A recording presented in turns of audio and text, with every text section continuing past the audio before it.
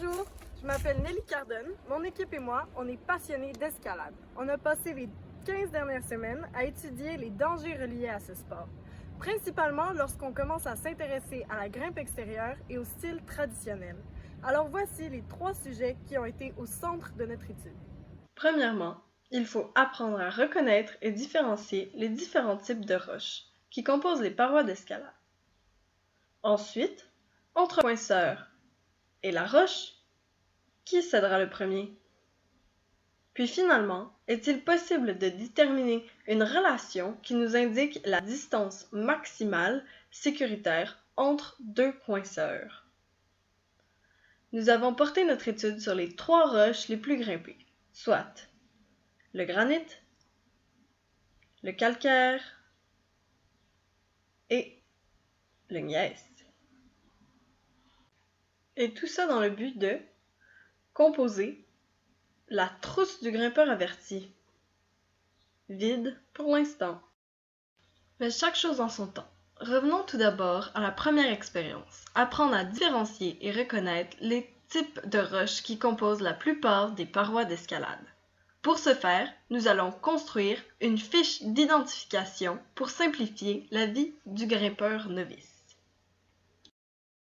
Pour commencer, revenons à l'expérience 1, le montage d'une fiche d'identification des roches de calcaire, de gneiss et de granit. Donc, la roche la plus facile à identifier sur les 3, c'est la roche de calcaire. Grâce au simple test d'acide chlorhydrique, en posant une goutte d'acide chlorhydrique sur notre paroi, on peut identifier d'un simple coup d'œil si notre paroi est faite de calcaire ou non. Donc ici, à droite, on peut observer sur les roches que la goutte d'acide chlorhydrique a seulement mouillé les roches. On peut donc conclure que ce n'est pas du calcaire. Observons maintenant l'effervescence produite par le HCl et le calcaire qui entrent en contact. La formation de bulles peut être expliquée par l'abondance du minéral de calcite dans nos roches de calcaire. Chaque molécule de calcite, CaCO3, peut réagir avec 2 molécules d'acide chlorhydrique, formant un sel et une molécule très instable qui peut ensuite se diviser en eau et en gaz carbonique qui va créer les bulles qu'on peut observer. Continuons notre fiche d'identification des roches avec le fameux test de dureté. Donc, selon l'échelle de Mohs, qui va de 1 à 10, on peut suivre ce protocole-là qui commence par rayer notre roche avec notre ongle. Ensuite, on peut comprendre si la roche a été rayée par notre ongle, ça veut dire qu'elle a une dureté inférieure à celle de notre ongle. Par contre, si elle n'a pas été rayée, elle a une dureté supérieure à celle de notre ongle qui a une dureté connue de 2,5. Donc, la roche a une dureté supérieure à 2,5. Ensuite, on continue avec d'autres objets de dureté connus, comme le cuivre, le clou, et avec la même logique, on peut déterminer si la roche a rayé l'objet, qu'elle a une dureté supérieure, et si elle a été rayée par l'objet, elle a une dureté inférieure à cet objet-là. Donc ici, on a les duretés théoriques de chacune des roches étudiées. Donc pour le calcaire, c'est entre 1 et 5, le gneiss entre 6 et 8, et pour le granit, c'est supérieur à 6. Tout ça selon l'échelle de Mohs, encore une fois. Pourquoi on peut observer une aussi grande variabilité des duretés théoriques dans une seule roche, un seul type de roche? C'est parce que chaque roche est composée de minéraux, de différents minéraux, et c'est vraiment les minéraux qui ont des duretés différentes et spécifiques à elles-mêmes. Par exemple, le diamant a une dureté de 10 selon l'échelle de Mohs.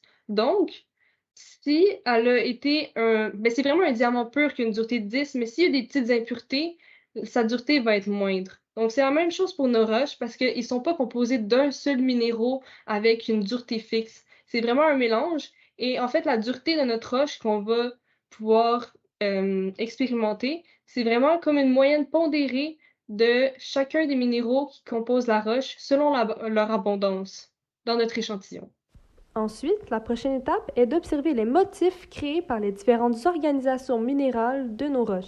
L'organisation minérale du granit est granulaire, alors que celle du gneiss est plutôt foliée, étirée. Et maintenant, mettons toutes ces nouvelles connaissances à l'épreuve dans un réel test d'identification de parois.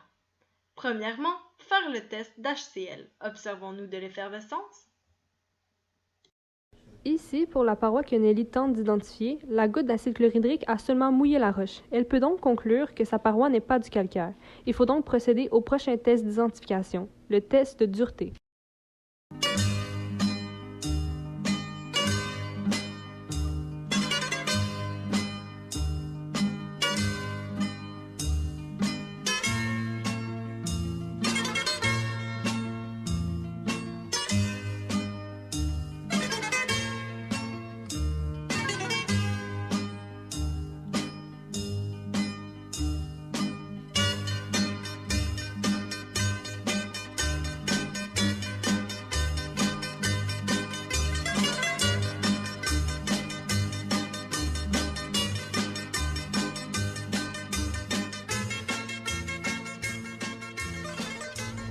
Nous avons trouvé un indice de dureté supérieur à 6.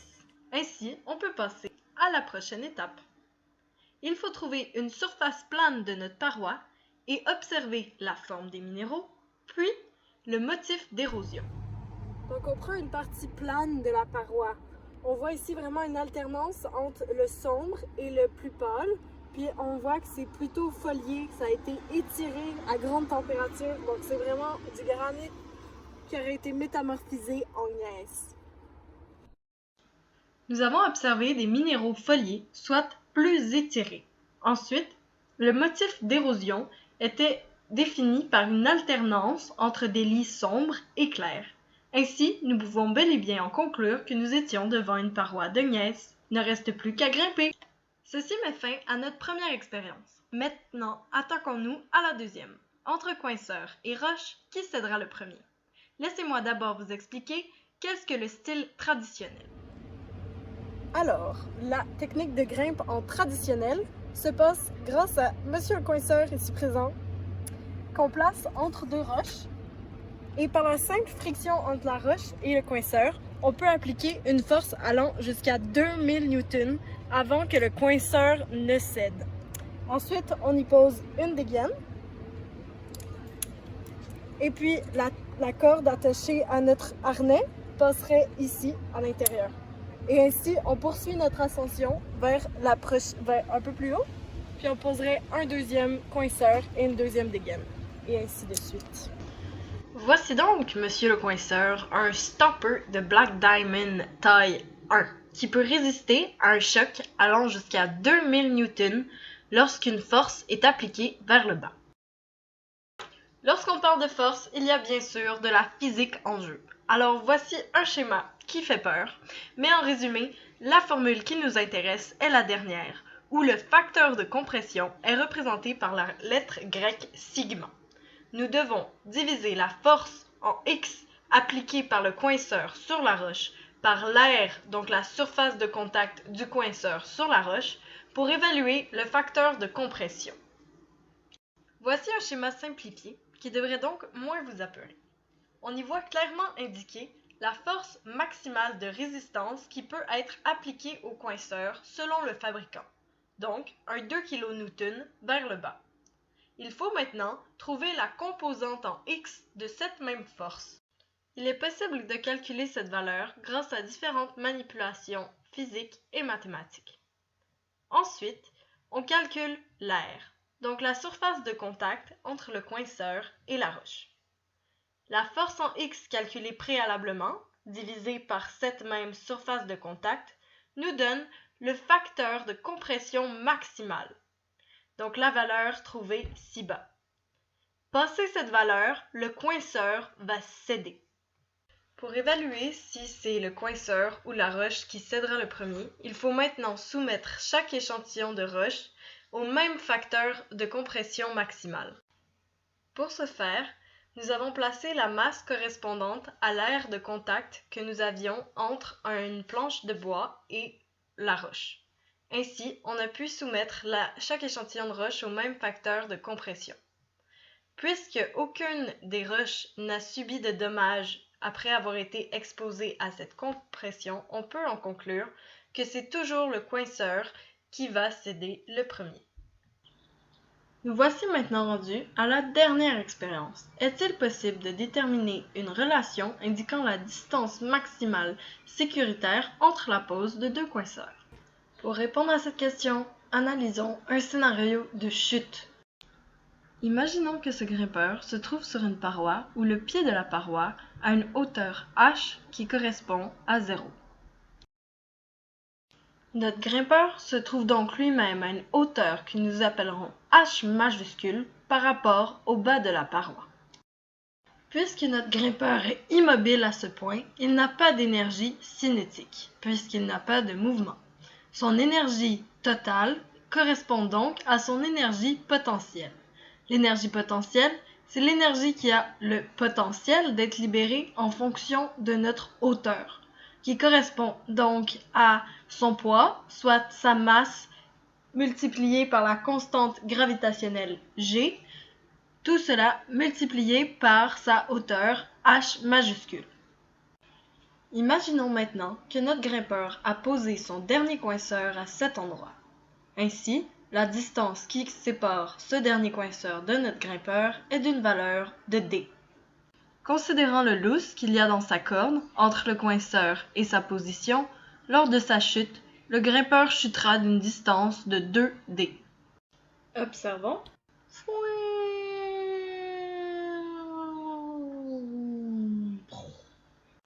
Notre grimpeur atterrit donc à cette hauteur. Et maintenant, il a, en plus de son énergie potentielle, qui est maintenant définie par son poids, et sa nouvelle hauteur correspondant à H majuscule, sa hauteur de départ, moins sa distance de chute, donc moins 2D.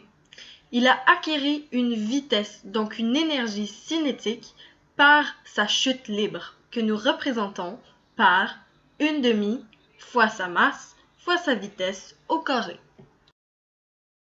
Suite à cette chute libre, c'est l'étirement de la corde qui entre en jeu pour arrêter officiellement le grimpeur à cet endroit. Bien qu'elle soit difficile à distinguer, il y a eu un étirement de la corde, représenté par la lettre E. Finalement, on se retrouve avec l'énergie totale suivante. L'énergie cinétique est encore une fois à 0 puisque la chute est terminée. Il ne reste plus que l'énergie potentielle avec la hauteur finale correspondant au H majuscule, moins la chute de 2D, moins l'étirement de la corde d'une valeur de E.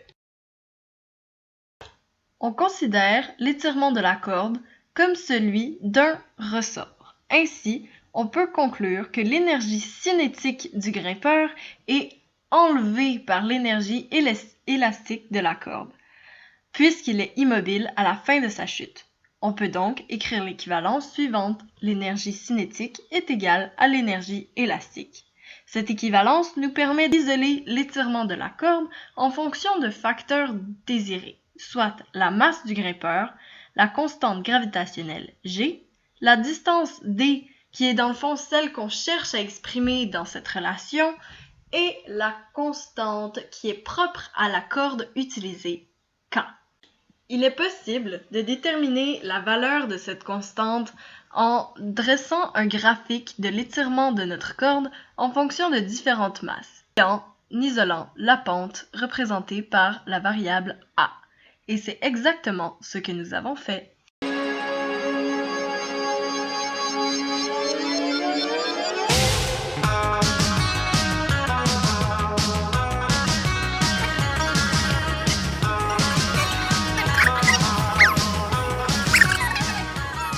Donc, la pente de notre graphique est donc de 0,0026. En l'insérant dans la formule de la constante de rappel de notre corde, on obtient une constante de 3,8 fois 10 à la 3 newtons par mètre. Une fois que l'on combine les trois formules de droite, soit celle de chute libre, de Newton et d'énergie élastique, on trouve la formule suivante qui nous indique la distance sécuritaire entre la pose de deux coinceurs. On y remplace les constantes connues, soit la constante de la corde K, la force de résistance maximale de 2000 Newton et la constante gravitationnelle G, pour un total d'environ 107 divisé par la masse en kilogrammes. Si notre grimpeur a une masse de 50 kg, alors la distance sécuritaire entre deux coinceurs serait de 2,14 mètres. Sachant que la distance théorique est de 12 pieds, alors notre relation est bel et bien valable. Nous sommes dans la valeur théorique. Toutefois, elle ne s'applique que pour deux coinceurs de même type et avec une corde spécifique à la constante K calculée. En plus de cette belle formule et d'une calculatrice, notre grimpeur pourra donc traîner la fiche d'identification, la fiole de HCl, les outils nécessaires au test de dureté, sans oublier la trousse de premiers soins. Et voici la trousse du grimpeur averti.